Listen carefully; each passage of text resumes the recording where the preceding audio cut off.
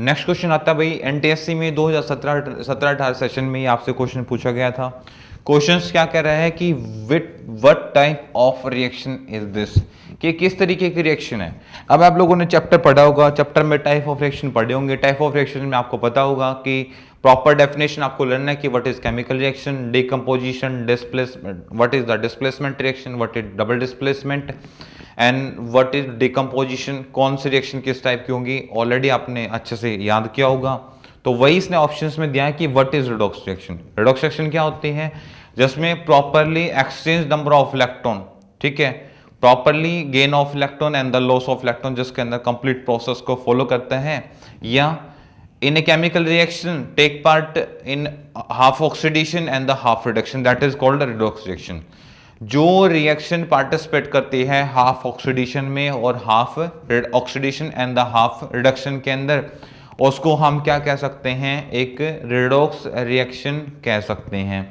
दूसरा displacement reaction. Displacement क्या होता है, in a chemical reaction high reactive displace to less reactive, कि हाई रिएक्टिव केमिकल रिएक्शन के अंदर कोई हाई रिएक्टिव है वो किसी लेस रिएक्टिव को वहां से डिस्प्लेस करता है, उसको हम क्या कहते हैं, displacement reaction. Double displacement reaction क्या होती है, आपको अच्छे से पता है, जिसके अंदर आयनिक कंपाउंड होते हैं और वो अपनी रिएक्टिविटी के अकॉर्डिंग अपनी आयन को एक्सचेंज करते हैं, उनको हम डबल डिस्प्लेसमेंट रिएक्शन बोलते हैं। डीकम्पोजिशन किसी एक कंपाउंड जो बना हुआ है उसको आयन के अंदर तोड़ना, डिकम्पोज करना, मतलब किसी के अंदर फ्रैक्शन क्रिएट करना, डिस्टेंस क्रिएट करना। जैसे NaCl है, NaCl को तोड़ के आपने कन्वर्ट कर दिया Na+Cl के अंदर, that is a decomposition reaction. मतलब आपके पास कंपाउंड था, आपने उसको तोड़ दिया किसके अंदर, आयंस के अंदर, तो वो आपकी क्या हो जाएगी। अब इस रिएक्शन को ध्यान से देखो, ये रिएक्शंस यहाँ पार्टिसिपेट कर रही है, ये बना के ये बना के ये बना रही है।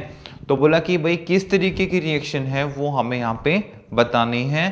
तो ये रिएक्शंस डिस्प्लेसमेंट रिएक्शन है, कोई हाई रिएक्टिव किसी लेस रिएक्टिव को डिस्प्लेस कर रहा है, ऐसा कुछ नहीं हो रहा।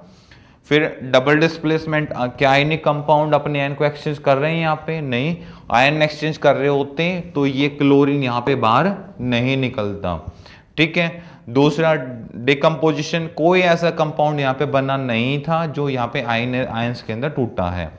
तो कंडीशन हमारी ये भी फॉलो नहीं हो रही थी, ये भी नहीं हो रही थी और ये भी नहीं हो रही थी। हाँ, ये एक रिडॉक्स रिएक्शन डेफिनेटली है, क्योंकि इसके अंदर क्या हो रही है, ऑक्सीडेशन एंड द रिडक्शन, ठीक है, ऑक्सीडेशन एंड रिडक्शन, इसके अंदर दोनों चीजें हो रही हैं, ठीक है। ये मैंने ऑलरेडी जो पीछे क्वेश्चन हमने किए हैं उसके अंदर भी मैंने आपसे डिस्कस किया है, तो आई थिंक दोबारा लिखने की मुझे जरूरत नहीं है। तो ये क्या कह रहा है, व्हाट इज रिडॉक्स रिएक्शन। तो रिडॉक्स रिएक्शन आपको ऑलरेडी मैं अभी भी आपको डिफाइन कर चुका हूं ओरली, कि भाई क्या होती है रिडॉक्स रिएक्शन। तो जो ये फॉलो कर रहे हैं, तो ये फॉलो कर रहे हैं किसको, ये रिएक्शंस जो फॉलो कर रही है वो फॉलो कर रही है एक रिडॉक्स रिएक्शन को, ठीक है, नोट कीजिए। नेक्स्ट क्वेश्चन भाई हमारा है कि which of the following reactions A displacement reaction. अब जब हमने चैप्टर को डिस्कस किया हुआ तो वहां पे आपने ऑलरेडी डिस्कस किया होगा कि what is chemical reaction, chemical reaction क्या होती है, और टाइप ऑफ रिएक्शन में आपका एक पार्ट आता है जिसके अंदर हम डिस्कस करते हैं डिस्प्लेसमेंट रिएक्शन, कि भाई डिस्प्लेसमेंट रिएक्शन क्या होती है। जो हमने बात की डिस्प्लेसमेंट रिएक्शन की, तो डिस्प्लेसमेंट क्या होता है, जिसके अंदर यानी कि रिएक्टेंट के अंदर किसी भी केमिकल रिएक्शन को जब हम डिस्कस करते हैं तो कभी भी हम रिएक्टेंट को नहीं पढ़ते, हम अपनी प्रॉपर्टीज को डिस्क्राइब करते हैं based on product, based on product. Based on product बोल सकते हो या बेस्ड ऑन सॉल्यूशन बोल सकते हो, वो आप पे डिपेंड करता है। बट यहां पे एक ध्यान रखेंगे हम कि डिस्प्लेसमेंट क्या होता है, कि in a chemical reaction high reactive displace to less reactive, कि जो आपके पास हाई रिएक्टिव होगा,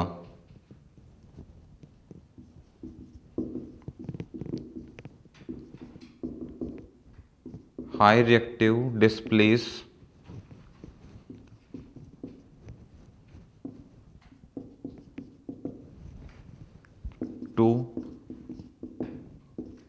लेस रिएक्टिव।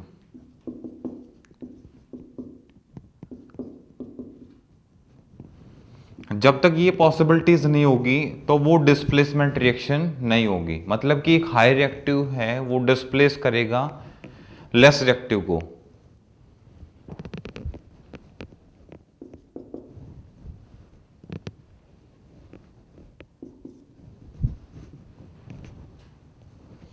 तो यहां पे फर्स्ट एक्शन देखते हैं। फर्स्ट में क्या हो रहा है कि आपके पास मीथेन आपके ऑक्सीजन के साथ रिएक्ट करके क्या बना रहा है, कार्बन डाइऑक्साइड एंड वाटर बना रहा है।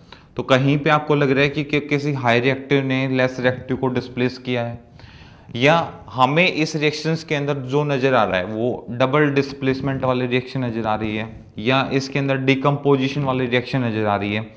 तो वो चीजें कौन बताएंगे, जब आपने रिएक्टेंट को चेक करना है। यहाँ पे भी हमारे पास हम क्या करेंगे, रिएक्टेंट को चेक करेंगे। तो यहाँ पे CH4 यानी कि मीथेन जब ऑक्सीजन के साथ यहाँ पे क्या कर रहा था, रिएक्ट, तो इन दोनों ने क्या बनाया है, यहाँ पे कार्बन डाइऑक्साइड जो आपके पास है एंड द वाटर यहाँ पे बनाया है। तो रिएक्शंस जो आपकी होगी वो डबल डिस्प्लेसमेंट रिएक्शन होगी जिसके अंदर आयन एक्सचेंज हुई हैं।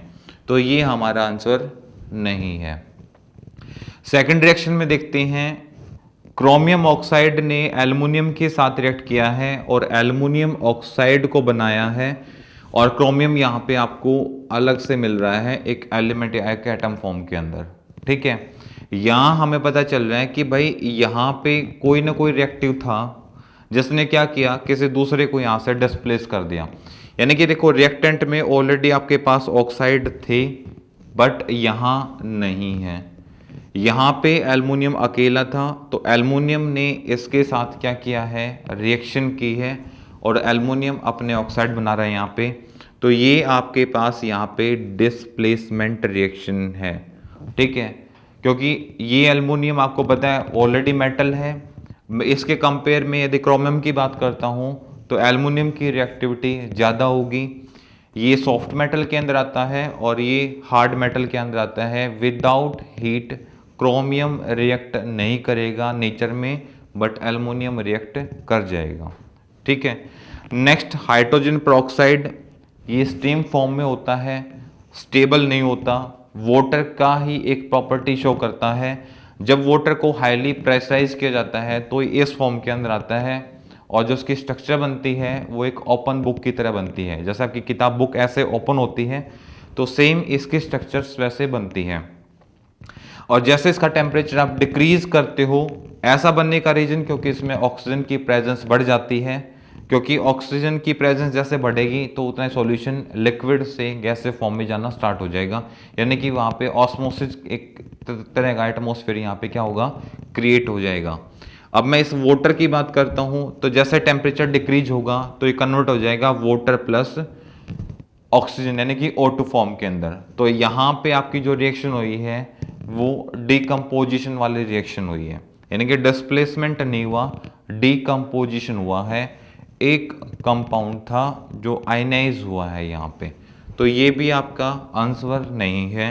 लास्ट वाली रिएक्शन देखते हैं कि यहाँ पे फॉस्फोरस है जो सोडियम हाइड्रोक्साइड के साथ रिएक्ट कर रहा है, और जो यहाँ पे हाइड्रेट बना रहा है फॉस्फोरस के, और उसके बाद एक नेक्स्ट कंपाउंड बना रहा है। तो यहाँ पे हम डिस्कस कर रहे हैं कि ये जो रिएक्शंस हो रही है वो भी डबल डिस्प्लेसमेंट रिएक्शन नहीं है। देन हमारे पास ओनली एक ऑप्शन मैच कर रहा है जो डबल डिस्प्लेसमेंट वो डिस्प्लेसमेंट की प्रॉपर्टीज को क्या कर रहा है, फॉलो कर रहा है। तो हमें यदि डेफिनेशन अच्छे से पता है जो हमने बेसिक कॉन्सेप्ट में डिस्कस किया है कि व्हाट इज केमिकल रिएक्शन और टाइप ऑफ केमिकल रिएक्शन, तो 4 टाइप की आपकी केमिकल रिएक्शंस होती हैं। वो यदि आपने डिस्कस ढंग से की होंगी तो आप इजी से अपने आंसर को आइडेंटिफाई कर पाएंगे।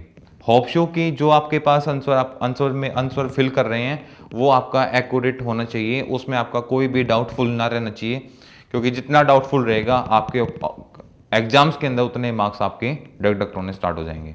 कॉपी कर ले भाई।